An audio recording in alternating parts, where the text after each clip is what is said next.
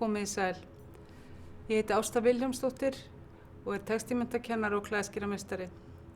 Ég ætla að segja frá lokaverkefni mínu í meistaranámi sem ég lauk síðastliðið vor frá listkennsludeild Listaháskóla Íslands. Lokaverkefni mitt er námsvefur sem samanstendur af fræðsluefni og kennsluhugmyndum. Námsvefurinn er hugsaður sem námsefni í textílmennt í grunnskólum og er ætlað að bæta skort á námsefni þar sem áhersla er lögð á sjálfbærni, sem er einn af grunnþáttum aðalnámskrár og heimsmarkmiða Sameinuðu þjóðanna. Í ritgerðinni sem fylgir er námsefninni gerð fræðileg skil með stuðningi eigindlegrar rannsóknar.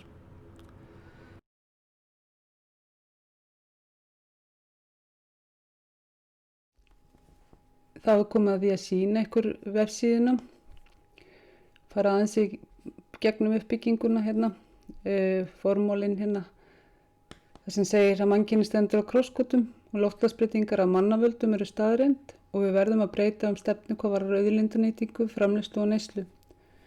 Og þessi stefnubreyting er risavaxið verkefni og mun taka langan tíma og lenda mest á næstu kynslóðum. Þess vegna gegnir menntun lykilhlutverki í þróuninni til sjálfbæra lífs. Og vefurinn fjallar hvernig textílmennt getur verið hluti á þeirri sjálfbærni menntun sem nauðsynleg er.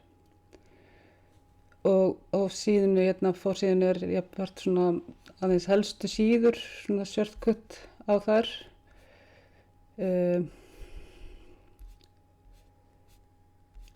Og síðan er leiðbeiningar til kennara, notkun á námsefninu,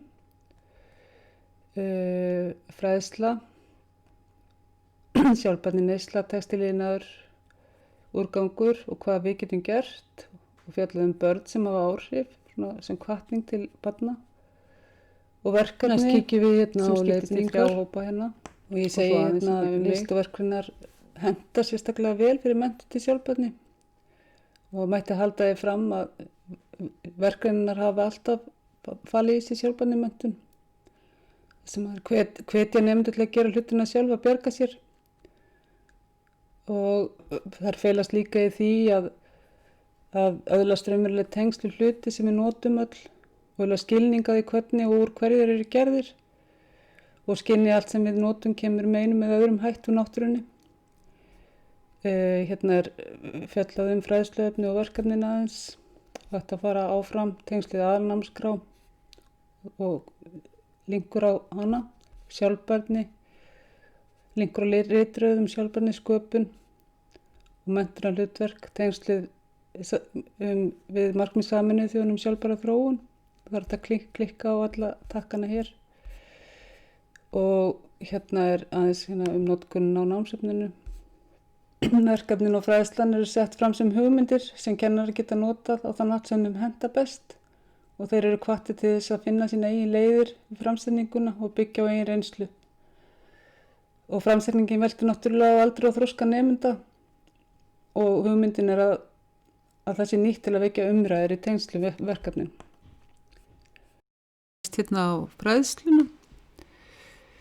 En fræðslan er hugsuð þannig að til þess að geta gripið til aðgerða er nauðsynlegt að skilja vandann og það fjallar sjálfbærni neyslu, textíliðnaðinn, úrgang og hvað við getum gert. Og er ætlað að stuðla að bættri siðferðiskennd og hvetja til gagnrýninnar hugsunar á sviði neyslu og umhverfis hegðunar. Ég kíkjum inn á sjálfbærnina, það er svona aðeins fjallað hana.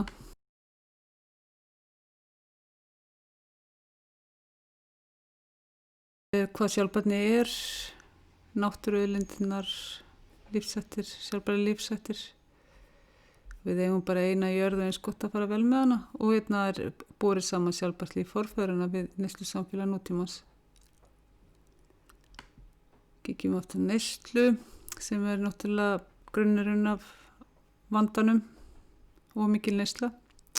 Þá neysla sé kannski ekki neikvæð sjálfu sér en allt og mikil neysla, til dæmis 85% af textílúrgangi endar sem landfyllingarefni. Vissspor, hvað er vissspor og hér er þetta að reikna það út. Hérna textíl og tískuiðnaðurinn. Hvað er textíl? Börn eru ofta erfitt með að skilja orðið. Iðnaður, fataframleiðslan, hversu mikil hún er. Hér eru linkar á undir síðurnar hérna. Umhverfisáhrifin, fjallaði mína bómull og pólister sem eru helstu efnin, hvað þarf mikið vatn til þess að framleiða hérna þessa vörur. Það fjallaði þetta allt út frá textíl og tísku og hvernig framleiðslan hefur áhrif á neyslu okkar á framleiðsluna og skuggahlíðar fataðinaðarins, hvaðan fötin koma. Það er áhugavert að skoða miðana inn í flíkunum sínum og velta fyrir sér hver hafi búið til fötin okkar. Og hér eru svona vídeó sem að kannski eru meira fyrir eldri börn. Sýnir aðstæður þessa fólks og hversu lítið það fær ber og bítum. Hvort við getum breytt þessu eitthvað. Síðan við kíkjum hérna á fatasóun sem náttúrulega fylgir allri þessari neyslu. Skynditíska sem að með henni að þá jókst úrgangurinn og sóunin og mengunin og allt. Er þetta góð þróun eða getum við breytt þessu? Þá förum við hérna í sjálfbæra tísku og það er svona ein tilraun til þess að reyna að breyta þessu með alls konar hægri tísku með sjálfbæri efnum, framleiðslu. Og það er þetta að skoða eftir þessum merkjum þegar maður kaupir flíkur ef maður vill stuðla þessu. Það er ýmislegt verið að gera, það er verið að endurvinna textíl, það er verið að finna upp ný efni úr ýmsum úrgangi eins og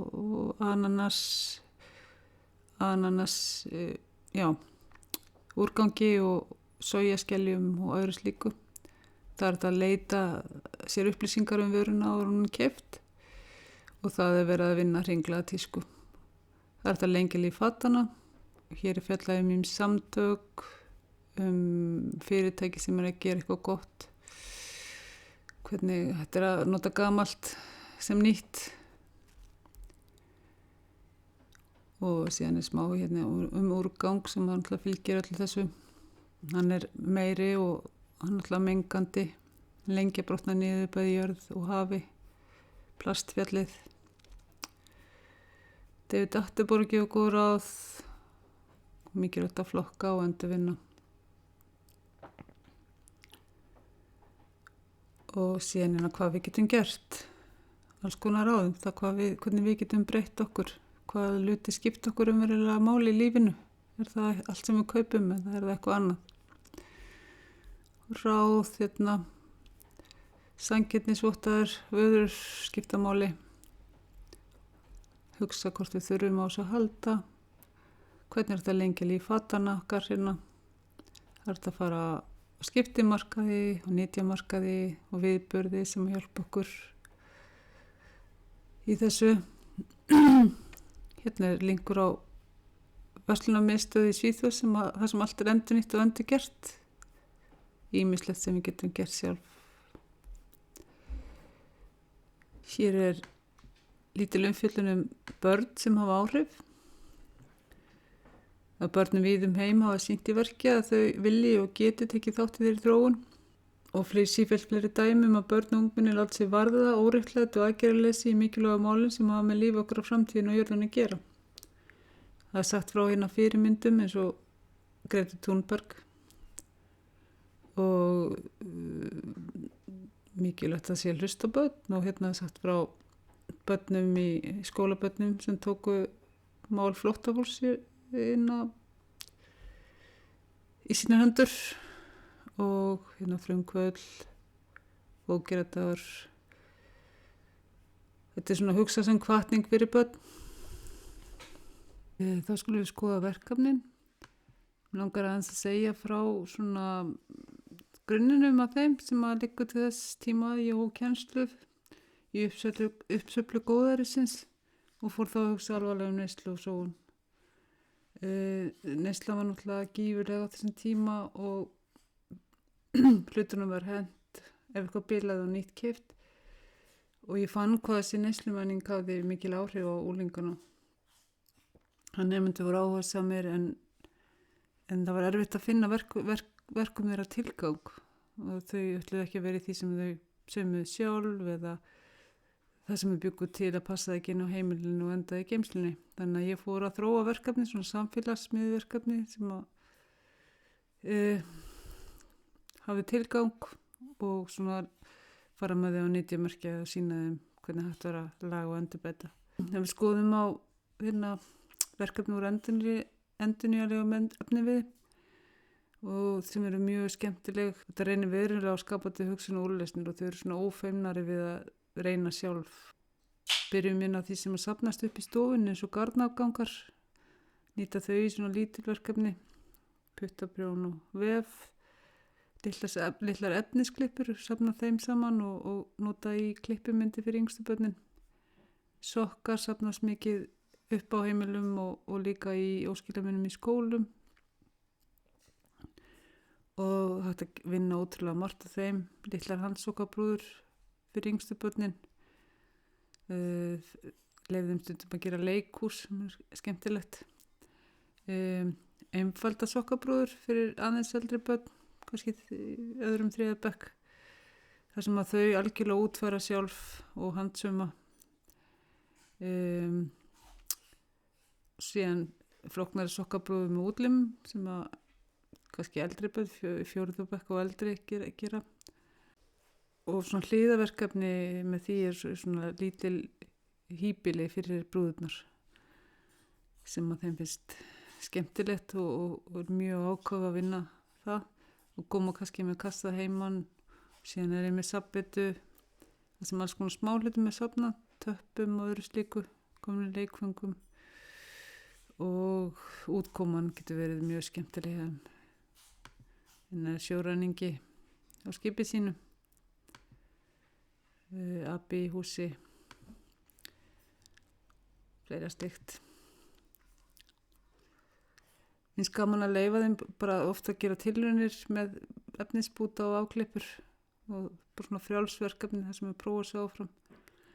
Endurvinna gamla fatnað er náttúrulega vinsælt hjá úlingum. Breyta skyrtu í kjól eða dúk í jakka eða hvað sem er. Efnisræmur og gamalt fatnað má klippa niður í ræmur og hekla úr.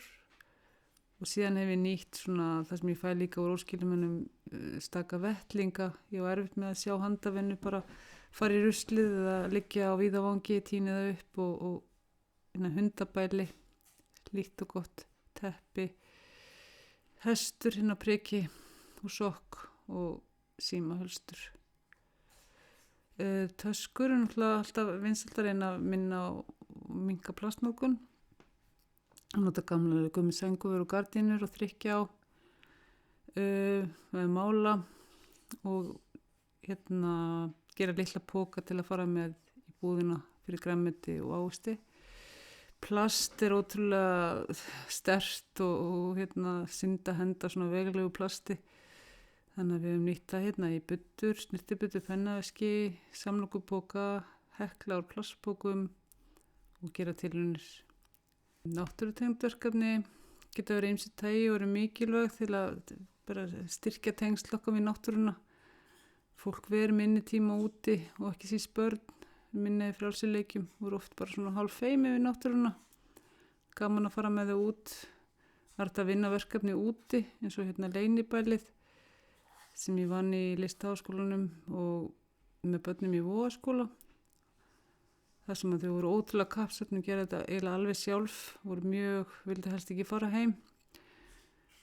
Fundu greinar og bundu saman með böndum og notuðu gamla textil til þess að klæða. Garnaflækju komnum afgöngum á skólalóðinni sem endaði sem skemmtilegt leiktæki. Það voru allir skólinn að leika sér þarna í kóngulóarvef.